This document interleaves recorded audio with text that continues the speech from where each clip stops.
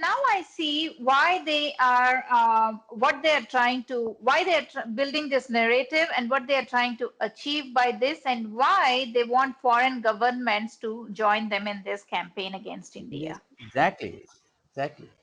That's the reason why they want Obama to join this. Clinton was more favorable, and then even Hungary's prime minister is part of such an attempt to actually fight for the persecuted people of this country. So this whole business is whole business of raking of issues like this, persecution. Then they talk about caste, class, and then they try to make common cause with the Muslims and the leftists. These have an agenda, very devious agenda they have. And I would like to quote from our old report. This is by someone called Dr. D.M. Timmarayappa from Karnataka. This is a 1978 document that I am showing you. You know, he is from Christian Conference of Asia Urban Rural Mission. The program was programmed to combat racism. Program to combat racism, where this Timarayappa says, without destroying Hindu religion, untouchability cannot go. But are they, this means Dalits, in a position to do this impossible job? No, never. The very thought of such a thing will bring them death. Hence, in all humility and utter helplessness, they are forced to demand a separate homeland within India. Hmm. Christian Conference of Asia Urban Rural Mission is debating on how to divide India. This is a church organization based out of Singapore, Christian, this non-Catholic missions, all Baptist organizations, Christian Council of Asia. The document says this conference was held in November of 1972. It was organized jointly by the World Council of Churches Program to Combat Racism and Christian Conference of Asia Urban Rural Mission, where they are talking about demanding a separate homeland within India and destruction of Hindu religion. So these, see, what we must look at is the persecution relief is but one appendage of this whole, you know, Correct. Cabal. cabal, and it has international ramifications. Their designs do not stop at preaching the gospel or turning people towards Jesus. I Their mean, there is nothing. See, theologically talking, I love to go back to Christian theology. So, if the God was really as mighty as they claim, if the Holy Spirit was working overtime, trying yeah, to save souls and all that, they don't need such structured reports. They don't need a structured approach. They don't need to count how many more souls to be saved, because the mighty God should keep account of all those things. yeah, exactly, So exactly. why are these evangelical organizations, or the conversion mills, as I love to call them, why are these conversion mills employing so many people, spending so much of wealth on all these activities? So if their Exactly. God is mighty, he can just do it from wherever he's sitting. Yes. So theologically, that should be the way it is. The ISKCON preaches it never keeps count of the people it has converted to Vaishnavism. ISKCON, only when you take a Diksha, you're given a different name. You're given a different name, and your job is to chant Hare Ram Hare Krishna, not to make new converts. New Exactly. Yeah. converts is a corollary of it, not the prime objective of it. There Correct, are correct. people, It's like Anupul Thakur. multi-level marketing. It's not enough in MLM model. It's not enough that Yeah. you buy the product and use it. You have to go ahead and make new So members. this is not just religion. Religion is a facade. That's what I want to say. My whole tenor and tone of the argument is this is not religion. This is altering of democracy, demography, and affecting the democracy. This is the overarching theme under which various organizations work, and church is a very powerful tool in this whole thing. I would like also to read. I was referring to the Christian Council of Asia. The conclusions, one of the conclusions after this program on racism was the church has no alternative but to be involved in the struggle of people in confronting power structures and changing the oppressive system to enable life to be more humanizing. You have understood, I hope. It says church has a role. It has no alternative but to be involved in this struggle of these marginalized, so-called marginalized people against these power structures, and then change their system to make the system more humanizing. This document is living in Christ with people confronting the struggles of power. Page 9, 10, 11. CCA document section 1. I'm quoting from this. This is a church document, a church document which says that church should get involved in the violent struggles of the separatist movements of the people. They're using euphemisms, but the ultimate meaning is divide the country, rule the Correct. world. Correct. Yeah. So this document clearly says that church, the increase of numbers is not just to have more souls on the side of Jesus. It is having more number of people on your side in your fight against a democratically elected government. This is a It 78, 81 yeah, document. it was never winning souls for Jesus or taking people to heaven or taking them into the kingdom of God as they claim. Yes, It was always about increasing their numbers, winning people onto their side on the pretext of love of Jesus. exactly. You're very right. Look at this book. I would like to show this book. This is Emerging Dalit Theology, written by Xavier Irudairaj. It's a Catholic publication. What is Dalit theology? Hmm. This is, how to increase the numbers among the so-called scheduled castes and Dalits. scheduled tribes, Mhm. how to make them militant. Here Mhm. he talks about, fighting against the system, fighting against the government, fighting against the governmental hierarchy and getting the rights. And the theology of Jesus or theology of Christianity, when did this Dalit theology appear? What is the Correct. purport? What is the idea behind this Dalit theology? Can there be a Dalit theology, Brahmin theology, BC theology, OC theology, Thakur theology? So Of why are course, they I mean, using if this there word? could be if there could be about 35 to 40,000 brands of Christianity over the last 2,000 years, there could be several theologies. As many theologies as there are ethnicities and races and classes in the world. Exactly. So So there's no one this size fits all in Christianity, you see. Christianity just customizes it to the according to the customer. Of course, the theology has this concept of acculturation and inculturation, Yes, yes, yeah, where they adopt some things from the pagan society or the non-Christian, pre-Christian society, and they also try to impose some of their practices on the neo converts. correct, correct. Yeah. So we've talked about what persecution is not. Yes. Let me tell you what persecution is and how it looks like. Yes. Yes.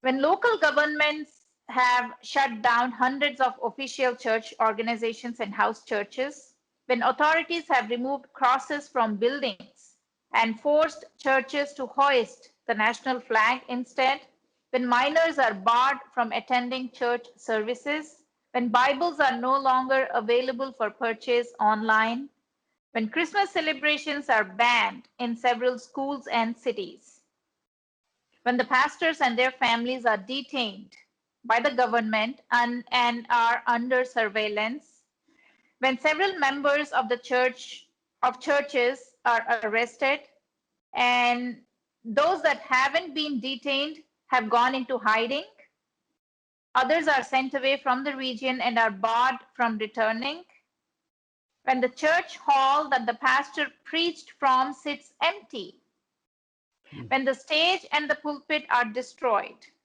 when the pews have been replaced by recreational things, when the building has been forcefully let out for commercial activities, erasing any evidence of it being a church once. Police in Mukti stand outside to turn away people that come looking for the church that once stood there. And when the pastor and his wife are charged for crimes that carry a penalty of 15 to 20 years in prison, that is called persecution. All of the above is called persecution. And these are not hypothetical uh, things that I've just said. This is the exact situation in China today. Exactly. That was what I was about to say. This is what happens in China. This is what happens in Gulf, in the Gulf This is countries. persecution. Now, Sudhakarji, do you see anything even remotely close to this happening in India? Well, definitely not. My personal feeling is in one or two places there could be arguments. There could be arguments with the evangelizers who come home and try to preach. There could be cases where mosques get attacked. Sorry, the churches get attacked. They are very rare in this country. But let me tell you, there is a whole list of temples that were attacked in India by the Christians. As of now, in the neighboring Andhra Pradesh, there are over 20 cases of temples being attacked, and most of the people living in the area, there are no Muslims in the area, and there are no known atheists in the area. A Hindu does not destroy his own temple. So who's attacking them? I'm talking about neighboring Andhra Pradesh. As late as yesterday, a Ram temple in Ramatirtham in Vijayanagaram district, the Ram idol, the holy idol of Lord Rama was decapitated and thrown into a water body. Hmm. What about these incidents? So there are umpteen incidents where I can offhand give you two or three very famous incidents. For instance, during the Dang's riot in 1999, there were attacks on the Hindu practitioners by the church. They were led by the fathers of these institutions. For instance, in places like Ahwa in Dang, and then it was on December 25th, 1999, Borkhet, a Hanuman temple was destroyed. And then leaders of the Hindu community were attacked and killed. This is in Gujarat I'm talking about. And in Kandhamal, Odisha, Swami Lakshmanananda Saraswati was killed. There were 8 attempts on him. The ninth attempt, eighth attempt, they succeeded. 7 attempts on him. For instance, in 1969, he was attacked by a mob led by a church father. In 1970, cow smugglers attacked him. In 1978, in the Udaigiri block, he was attacked during a bhajan, and it was led by a pastor. In 1981, Daringabadi block in the same area, while he was performing a yajna, Christians attacked Swamiji.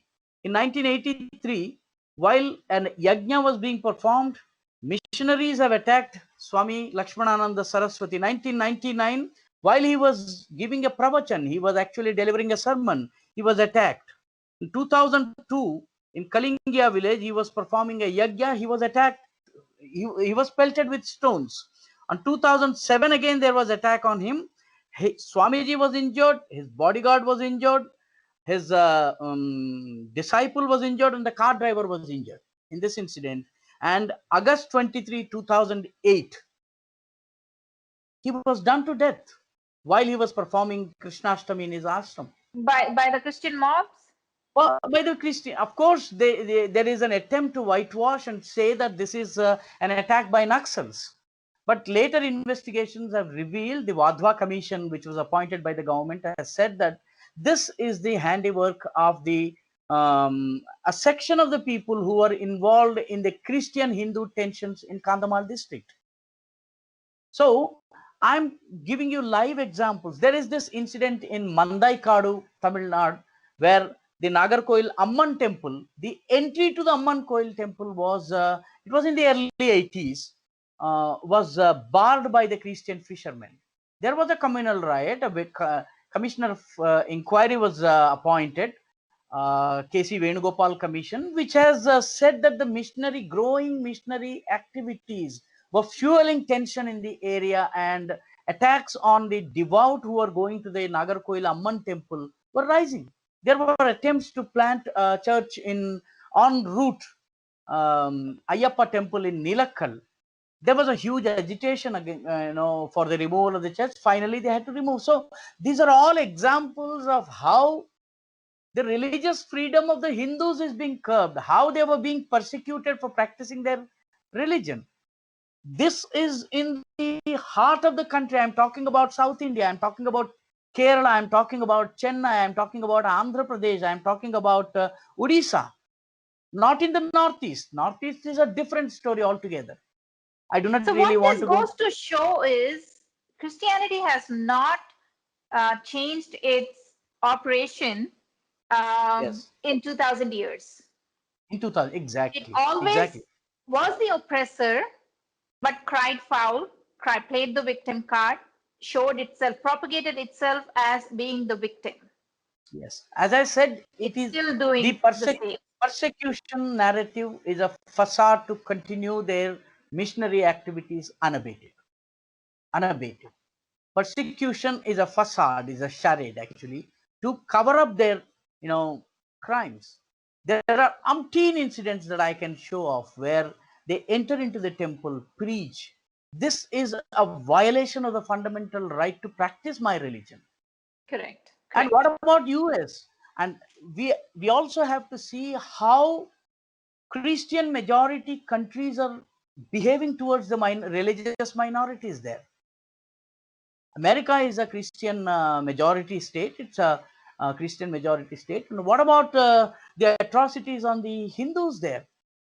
Till 2001, there used to be a group of hooligans who went by the name Dot Busters. Mhm.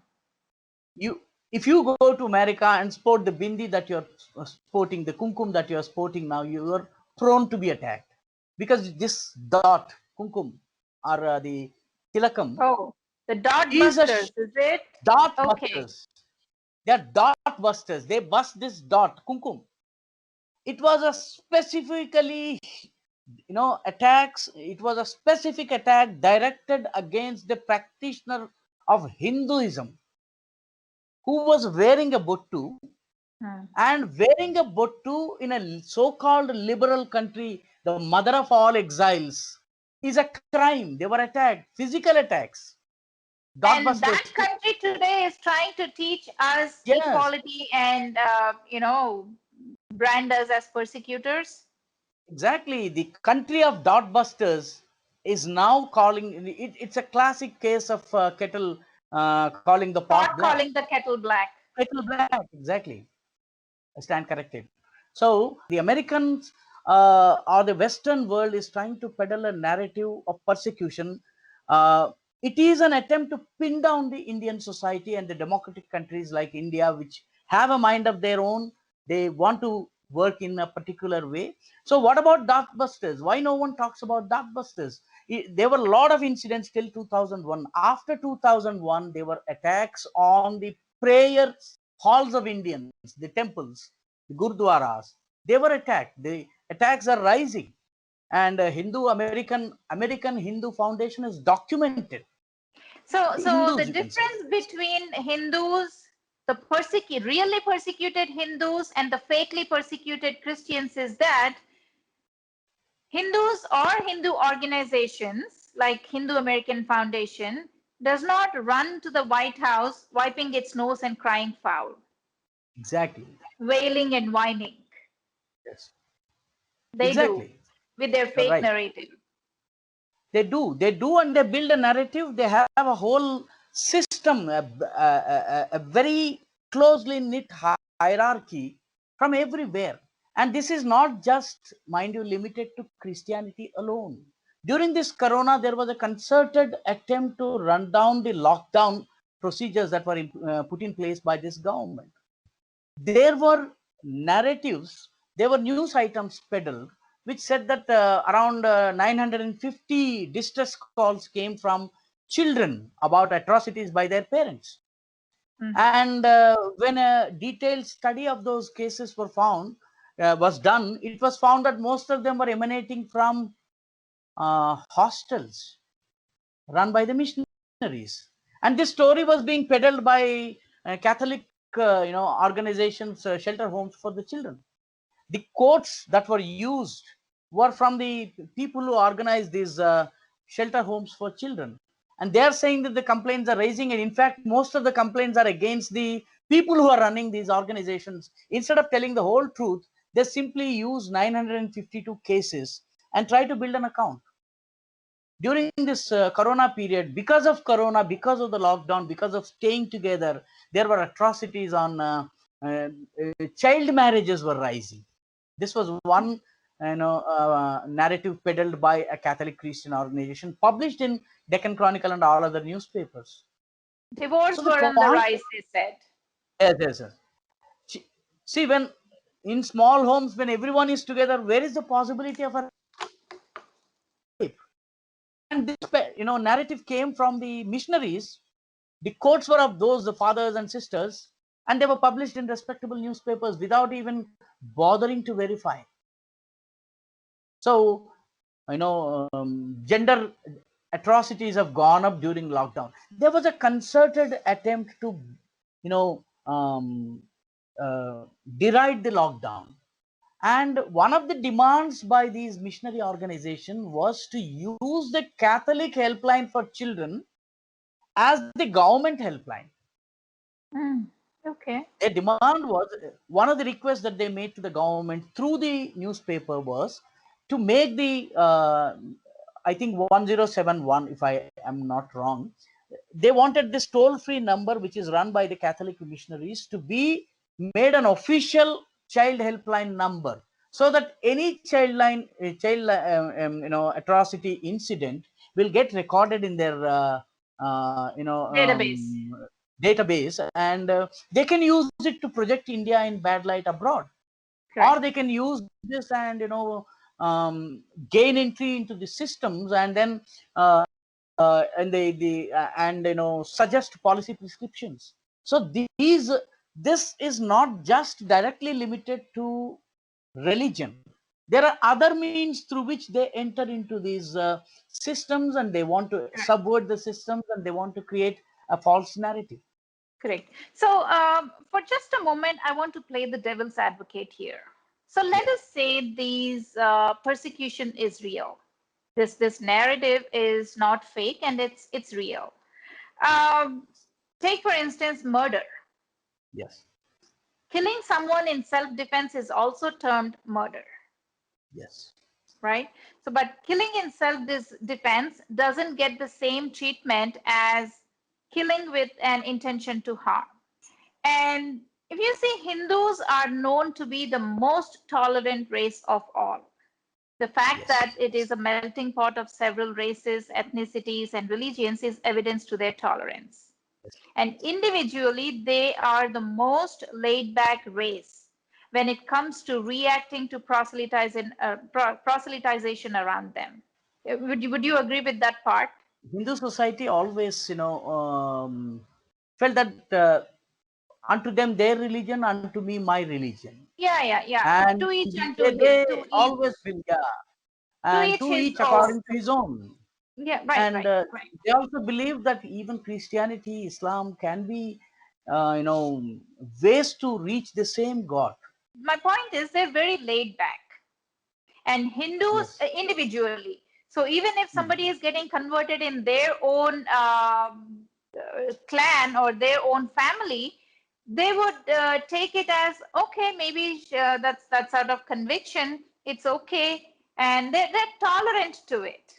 So they don't Yes. go out and go all out and say, no, no, no, you cannot do this. This is against our dharma. This is against your karma. Or they don't go about and preach. That Yes, is why I'm calling them very laid back when it comes to reacting to proselytization happening around them.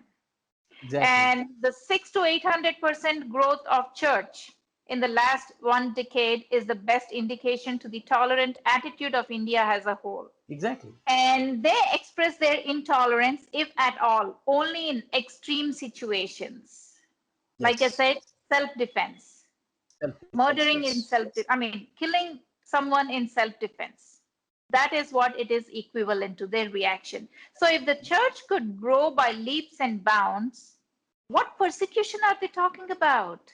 Actually, the cases of there could be a stray attack here and there on churches, or some pastors are maybe attacked, and there may be an isolated case of Right, murder right. here and there. But the point is, look at the whole population and take the percentage. Exactly, exactly. That, and I mean, talking of Hindu reaction, the Hindu reaction happens only to extreme provocation. What do I mean by provocation? Yeah, For example, proselytizers are caught outside Hindu temples distributing tracts or placing exactly. pamphlets on vehicles parked outside. Hindus Yes, react. yes, Several warnings have been issued to proselytizing groups against knocking on doors to distribute yes, religious tracts and propagate Christianity to locals. yes, But the yes, proselytizers kept going. Hindus yes. react. They do react. Several Yes. complaints have been made by public against the disturbance from late The night mics, prayers to midnight prayer. loudspeakers. Yes, But the church does not heed. Hindus react. yes, And how is the reaction usually expressed? In the form of more warnings, yes, or in worst case scenario, legal complaints. yes, Very rarely, like you said, very rarely do we hear of violent retaliation, like bringing down the illegal church structure yes, or pelting stones at the pastor. I've yeah, never heard of these incidents. yes. And Very when rarely. Christians see these reactions, like Mm, legal mm. complaints, or when they see that the more warnings are being issued to the church or church members for their loudspeaker prayers and all that, the church cries foul. Yeah, that's the problem. That's the whole problem. As I said, the number of cases of physical attacks, in most cases they are mere verbal tiffs. They are wordy duels, pure arguments, and the crowd disperses. Very rare occasions it gets physical. Actually, the attacks become very physical attacks, and in extreme cases there could be one or two incidents, because not everyone uh, is Joins these retaliation events. yeah, I yeah, agree. yeah. One or two incidents are definitely there. There are a couple of incidents where the Hindu youths or someone must have, but there is a law in this country to take care of them. Take for instance the case of Graham Steen's burning of Australian missionary and his family members. Mhm. The perpetrator of that attack is in jail. His associates are serving prison term. So the whole argument that they do not get justice is wrong. So in such events, they are punished. They are put to jail. They are subjected to imprisonment, and then they have to go through the whole legal process. But for example, someone wants to contravene India, circumvent Indian rules, come here on a tourist visa, preach here, and then invite even political biggies into that meeting. That's not simply allowed, because the rules in this country do not allow it.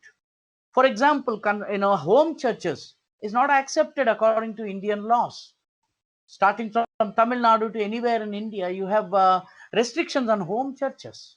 You have to, for constructing a church, the land has to be legal, and you have to take a permission from the district collector. These are laid out rules by the people who are considered more secular than the present dispensation.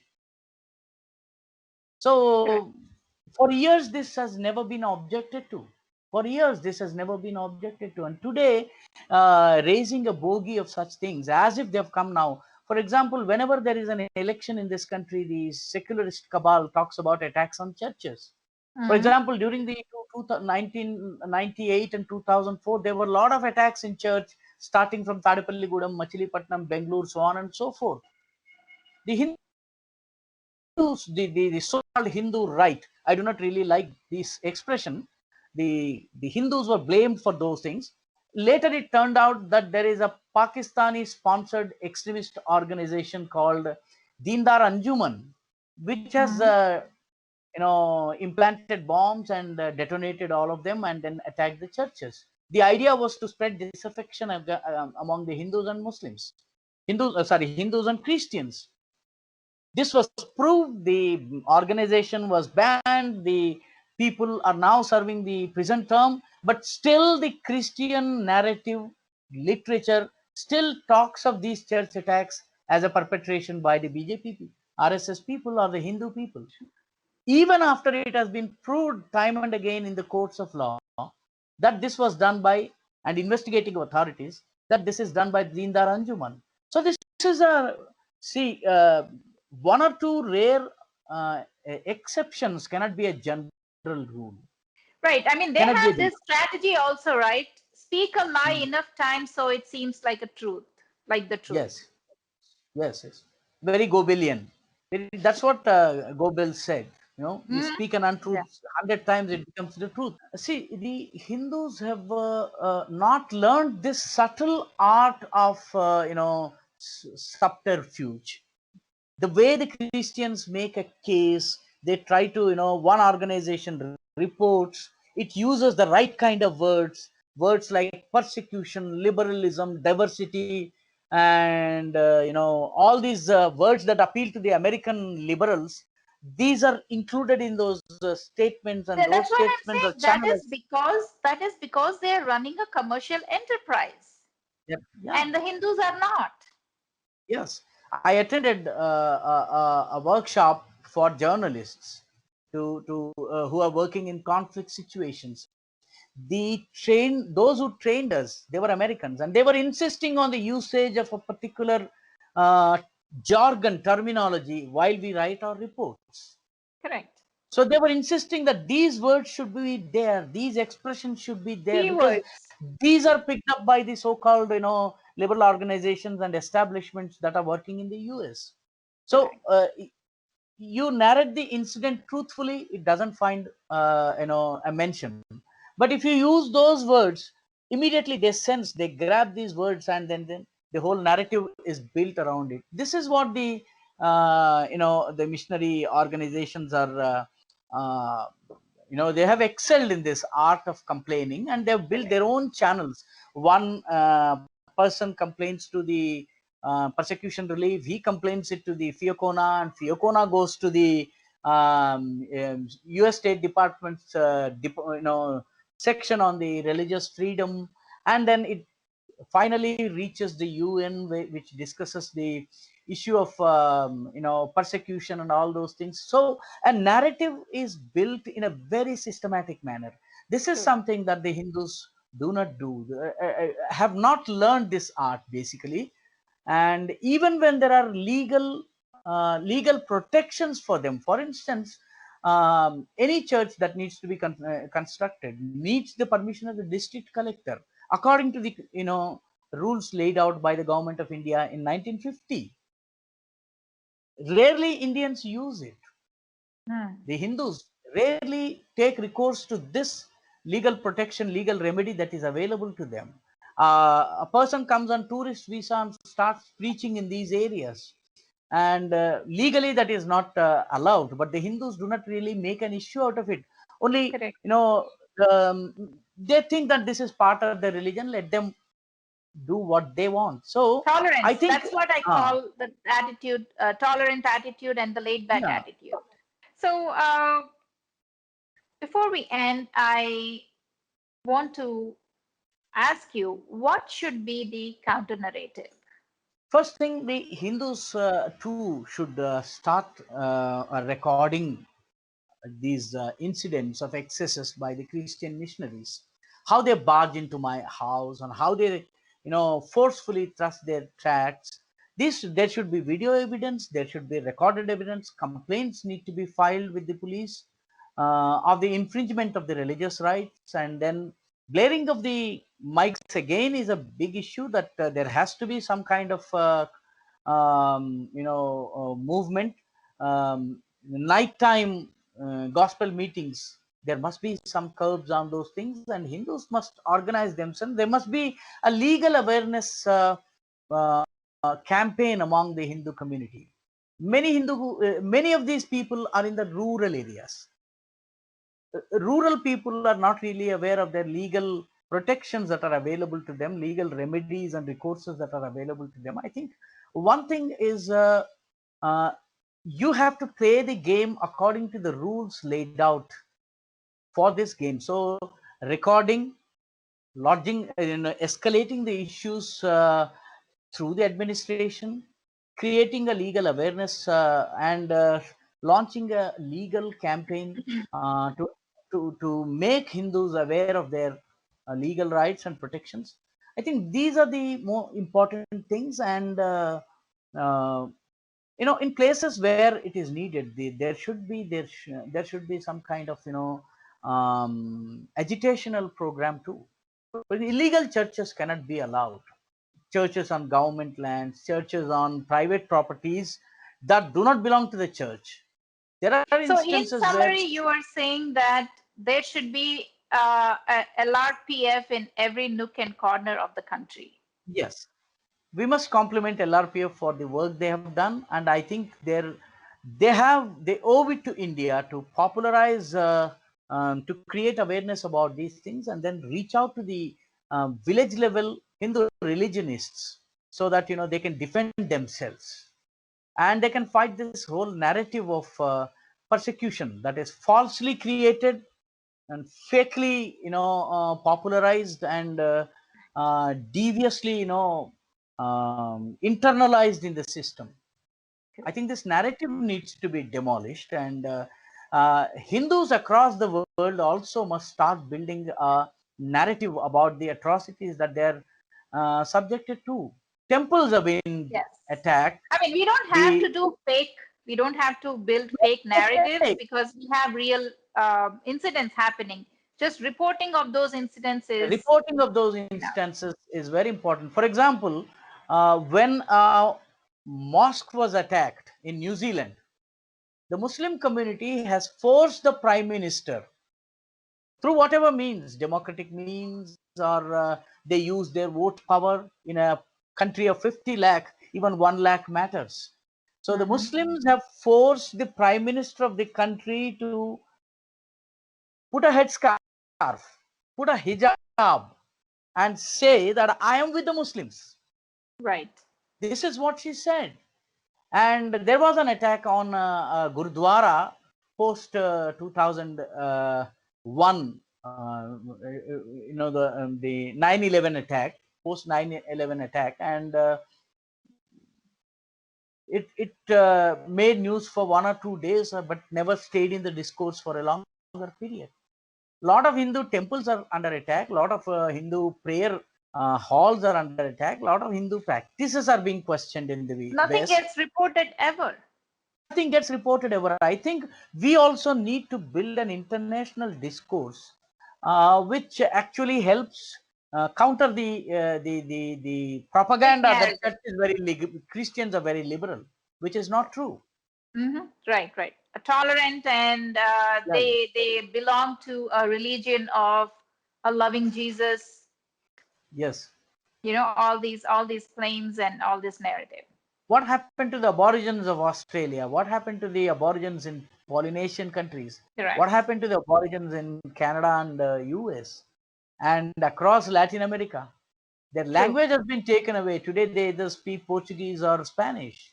Spanish. So the point is, a strong counter narrative needs to be built based on facts, based on proper documentation, and this should be actually integrated into the overall Indian narrative, the True. diplomatic narrative that the Right. government tries to. Unfortunately, in many cases, the government looks at these incidents or mere law and order incidents and not as an incident of religious persecution on Hindus. Mhm. True, I think true. these issues need to be addressed, and there needs to be a concerted campaign like the work that the Legal Rights Protection Forum is doing. Full Absolutely. compliments. Yeah. So thank you very much, Sudhakar ji, for your valuable inputs. And thank you for the work that you do. There's so much of information that goes out through your channel. And viewers, the link to Sudhakarji's website, YouTube, is in the description below. I recommend anybody who understands Telugu to go and watch his content.